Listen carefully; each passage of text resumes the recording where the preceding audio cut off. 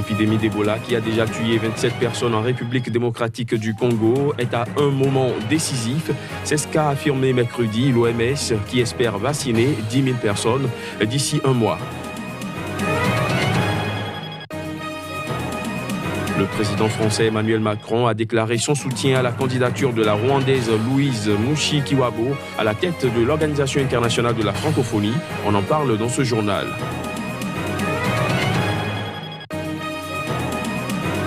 Et puis la police ghanéenne a annoncé mercredi l'ouverture d'une enquête sur des allégations de corruption à l'encontre du président de la Fédération de football du pays à la suite d'une demande spéciale du chef de l'État.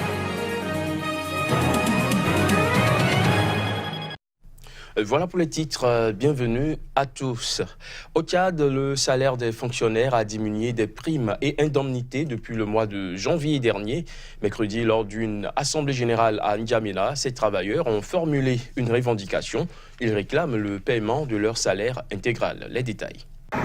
Le mécontentement prend de l'ampleur dans le rang des travailleurs au Tchad.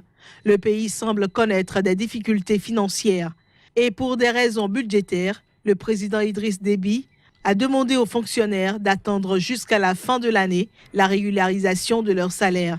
C'était lors d'une rencontre la semaine dernière avec leurs représentants. Une autre rencontre avec le chef de l'État est prévue vendredi prochain. Mais les intéressés n'épousent pas cette nouvelle. Ils exigent que leur soit payé à partir de ce mois de mai l'intégralité de leur salaire. En janvier, le gouvernement avait coupé de 50% les primes et indemnités des fonctionnaires, déjà réduites de 50% en 2016. En moyenne, un fonctionnaire a perdu environ 100 000 francs CFA, soit 152 € par mois depuis 2016. Cette mesure d'austérité a entraîné pendant 2 mois une forte grogne sociale marquée par une grève générale du secteur public. Mi-mars, gouvernement et syndicats du Tchad étaient parvenus à un accord pour mettre fin à la paralysie du secteur public. Ils proposaient de mettre fin aux coupes de primes et indemnités fin mai. Le Tchad compte environ 92 000 fonctionnaires civils. En bref, l'épidémie d'Ebola qui a déjà tué 27 personnes en République démocratique du Congo est à un moment décisif. C'est ce qu'a affirmé mercredi l'OMS qui espère vacciner 10 000 personnes d'ici un mois. Le directeur du programme de gestion des situations d'urgence de l'Organisation mondiale de la santé, Peter Salama, lors d'une séance spéciale de l'organisation à Genève, a fait savoir que les prochaines semaines nous dirons vraiment si cette épidémie va s'étendre aux zones urbaines ou si elle sera maîtrisée. L'épidémie d'Ebola a été déclarée le 8 mai dernier à Bikoro, à la frontière avec le Congo-Brazzaville. Selon un dernier bilan de l'Organisation mondiale de la santé publié mercredi, le nombre de morts s'élève désormais à 27 sur 58 cas, dont 28 confirmés. Il faut dire qu'à l'issue de cette séance spéciale de l'Organisation mondiale de la santé à Genève, certains responsables de cette organisation se sont prononcés sur l'épidémie d'Ebola qui sévit actuellement en République démocratique du Congo. On écoute. Nous sommes à la croisée des chemins, à un moment décisif. Cela peut aller dans un sens comme dans l'autre au cours des prochaines semaines et nous travaillons 24 heures sur 24 pour être sûrs que cela va dans la bonne direction.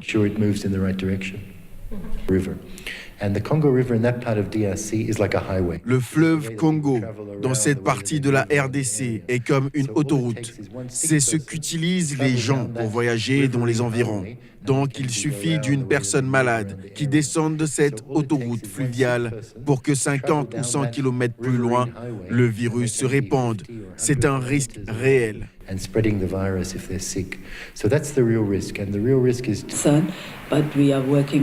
Nous travaillons très dur pour faire en sorte que les régions et pays voisins soient préparés et prêts à la tâche qui les attend si un cas survenait chez eux.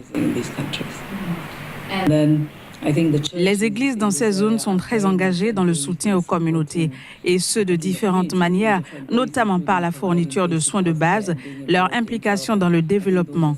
Je crois qu'elles font partie des groupes que nous devons absolument mobiliser pour apporter l'aide, car elles ont déjà une relation de confiance avec les communautés. L'inquiétude, c'est que nous avons eu un cas à Mbandaka. Mbandaka, c'est une ville de plus d'1 million d'habitants. Et Mbandaka a un couloir ouvert sur Kinshasa et Brazzaville. Donc, ça peut présenter un risque énorme dans ce sens que si ce n'est pas bien contrôlé au niveau de Mbandaka, le débordement peut arriver à Kinshasa et Brazzaville. Voilà la crainte que nous avons. Mais restons dans le registre santé pour dire que 12 personnes sont mortes du choléra en 4 jours dans l'état d'Adamawa, dans le nord-est du Nigeria. L'annonce a été faite hier, mercredi, par le ministre régional de la Santé.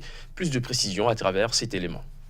Cette nouvelle vague d'épidémie qui a débuté dimanche a contaminé 142 habitants dans le district de Moubi, a indiqué à l'agence France Presse Ahmad Sadio. Nous avons enregistré 12 décès dus à l'épidémie de choléra dans les régions de Moubi Nord et de Moubi Sud au cours des 4 derniers jours, a-t-il déclaré. Un total de 142 personnes ont été infectées et des équipes médicales ont été envoyées dans les communautés affectées pour contenir la propagation rapide de la maladie, a-t-il dit. Il a ajouté que les équipes médicales n'avaient pas encore découvert la cause de l'épidémie. Le choléra, qui se transmet par la consommation d'eau contaminée, provoque une diarrhée aiguë, les enfants étant particulièrement exposés à un risque élevé d'infection. Les maladies transmises par l'eau constituent une menace constante en raison de manque d'installations sanitaires adéquates ainsi que de la stagnation des eaux souterraines pendant la saison des pluies au Nigeria. Le mois dernier, 13 personnes ont été tuées dans une épidémie similaire dans l'état voisin de Yobe.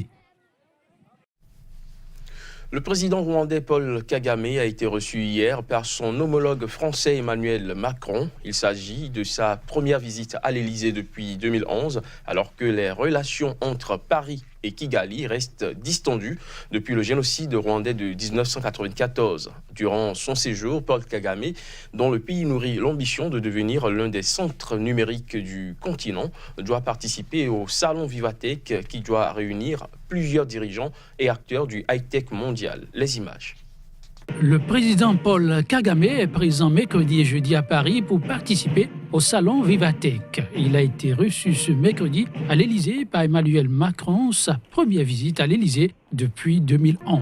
Cette visite intervient alors que les relations entre Paris et Kigali se sont détériorées depuis le génocide rwandais de 1994. Le président rwandais a également participé à l'Élysée à un déjeuner qui a réuni des patrons du numérique comme Mark Zuckerberg, PDG de Facebook, et Satya Nadella de Microsoft. Il s'est ensuite entretenu en tête-à-tête avec Emmanuel Macron. L'Élysée a indiqué que les deux dirigeants veulent travailler ensemble malgré la complexité de la relation bilatérale, tout en pointant leur convergence de vues dans les domaines de l'innovation, du climat ou des opérations de maintien de paix en Afrique. Également au menu, la possible candidature de la ministre rwandaise des Affaires étrangères, Louise Mushikiwabo, pour succéder à la Canadienne d'origine haïtienne, Michaëlle Jean, à la tête de l'Organisation internationale de la francophonie.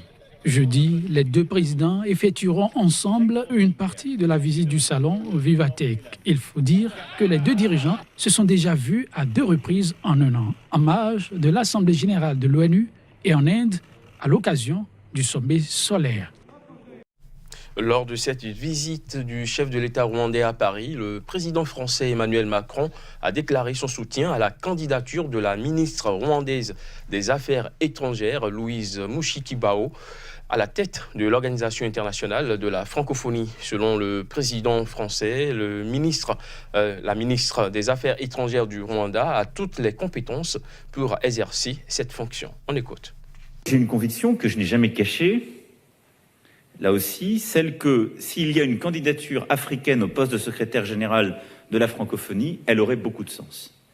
Si cette candidature était africaine et féminine, elle aurait encore plus de sens. Et donc à ce titre, je crois que la ministre des Affaires étrangères du Rwanda, Louise Mushikiwabo, a toutes les compétences et tous les titres pour exercer en effet cette fonction.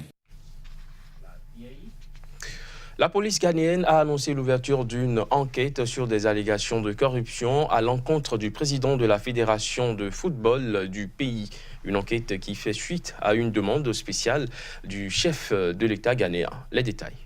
Le département des enquêtes criminelles, CID, du service de police du Ghana, enquête sur Kwesi Nyontaki, président de la Ghana Football Association, FA Ghana, pour des délits présumés, y compris de corruption, a déclaré la porte-parole de la police, Sheila Kessi Abayi Boukman. Ceci fait suite à une plainte reçue par son Excellence, le président de la République du Ghana, Nana Akufo-Addo, selon laquelle Nyontaki a utilisé frauduleusement le nom et le bureau du président pour des affaires personnelles, a-t-elle ajouté, soulignant que Nyontaki devrait être interrogé dans la journée de mercredi. Cela résulte d'une investigation menée par un journaliste infiltré, Anas Aremeyaou Anas, connu au Ghana pour avoir exposé de nombreuses affaires de corruption ou d'abus de pouvoir dans le pays. Les résultats de son enquête n'ont pas été dévoilés au grand public pour l'instant, mais elle a été envoyée au plus haut sommet de l'État. La FA Ghana n'a fait aucun commentaire pour l'instant. Nana Akufo-Addo, arrivé au pouvoir en décembre 2016, s'est lancé dans une campagne anticorruption et a officiellement nommé en février un procureur spécial pour enquêter sur ces affaires.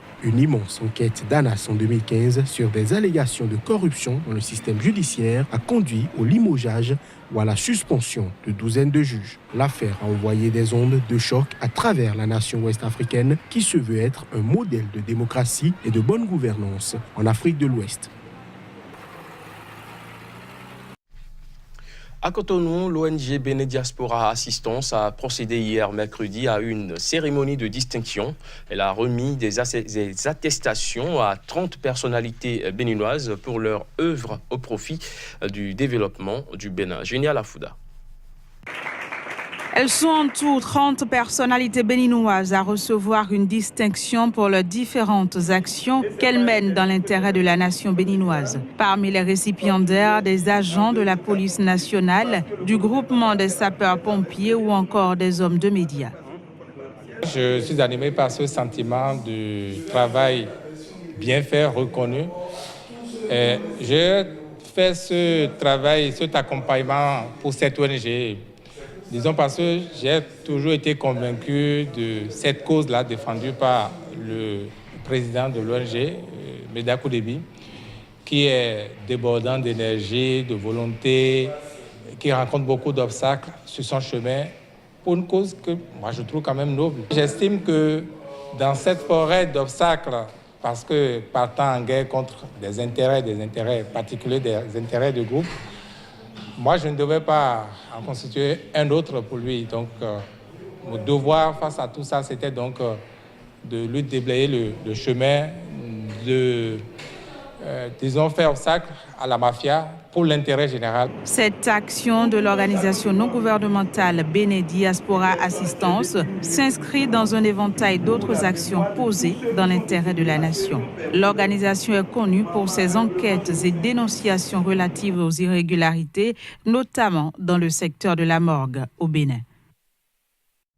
Fin de ce journal, merci de l'avoir suivi.